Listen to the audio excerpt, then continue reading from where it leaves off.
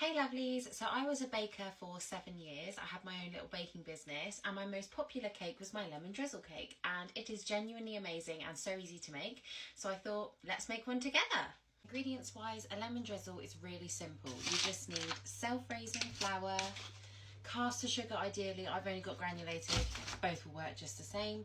2 lemons, I bought some special Italian ones, but you can literally use any lemons as long as they're unwaxed. Unsalted butter, 3 eggs. Now the measurements of this cake are so easy to remember because pretty much with butter, sugar and flour they are all the same.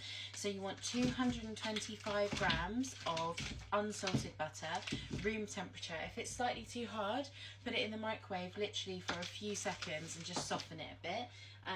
The best way to do this is to actually chop it into bits. It just makes it easier to melt and you don't get like pools of warm butter and then pools of cold. So okay, 225 grams of butter in the bowl. Now it's nice and soft because it's malleable with my fingers, which is perfect. You want the butter to be nice and soft. You can, getting your hands messy doesn't really bother me. You can massage it slightly warmer if you prefer to do that instead of whacking it in the microwave for a few seconds. But literally it just needs to be nice and soft and spreadable. Now you need 225 grams of caster or granulated sugar. It really doesn't matter, either one. You're going to pour that in and then we're going to mix this together until it goes lighter and creamier.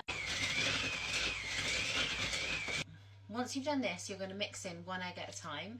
It's either 4 medium or 3 large, okay? So you want 1 egg, mix, 2 egg, mix until all fully combined. Your second egg. Your third egg. Now your mixture should look something like this, all combined. So the same as the butter and the sugar, 225 grams of flour.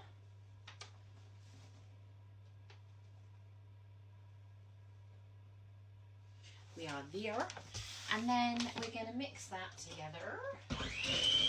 Now your mix will look something like this, nice thick cake batter. The next step is to grate your lemon. Like I said, I've got some really big Italian lemons. My recipe only calls for 1 lemon zested. If you like a really lemony cake, do 2. So the best bit of advice I can give anybody is to grate the lemon straight onto a plate, then you don't lose any of that lovely zest. Once you finish grating, your lemon should look something like this. You want to take the whole zest off. So now we're going to put all of that into the cake. That's a lot of zest that has come off that 1 lemon, but it was pretty big, you see? So we're going to put that all in. Some people make the mistake of putting lemon juice into the cake batter. I would never do that because you run the risk of the cake coming out less fluffy and a bit more stodgy, and nobody likes a stodgy cake. Now use some of the rest of that butter that's left over to grease your tin. I'm using, I think this is an 8-inch, 7-inch maybe, tin, because I've done a smaller amount of batter, but you can double the amount of batter and do a larger cake if you like. So I've mixed that lemon zest in, not with an electric whisk, literally just with a spatula. So then you want to pop all that cake mix into the tin.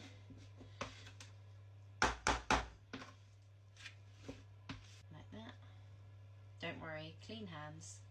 And also it's only for my family, so they're going to have to lump it. Make sure you get all that mix in there. Now evenly spread that batter around, and then I'm going to show you a little tip in a minute which is essential when baking cakes.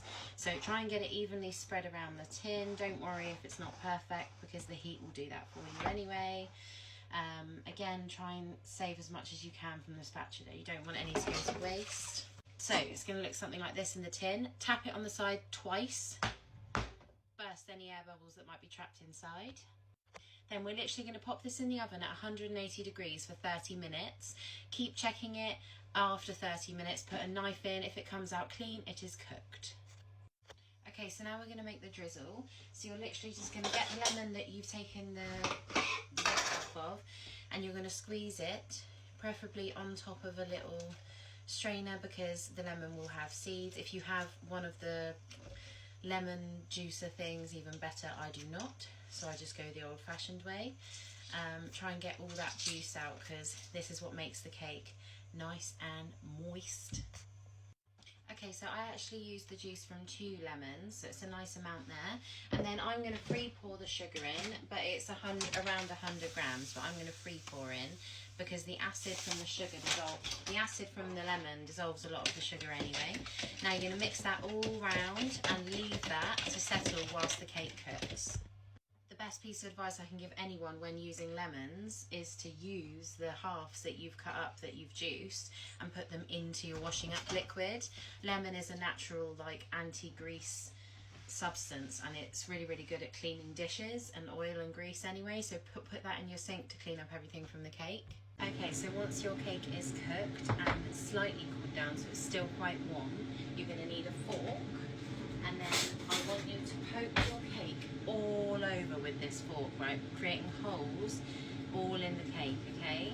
So I'll show you what I mean in a minute once I'm all done, but we're literally poking holes all in the top of this cake because we want the drizzle to seep in when we pour it all on the top, okay? And then it creates like a nice crust.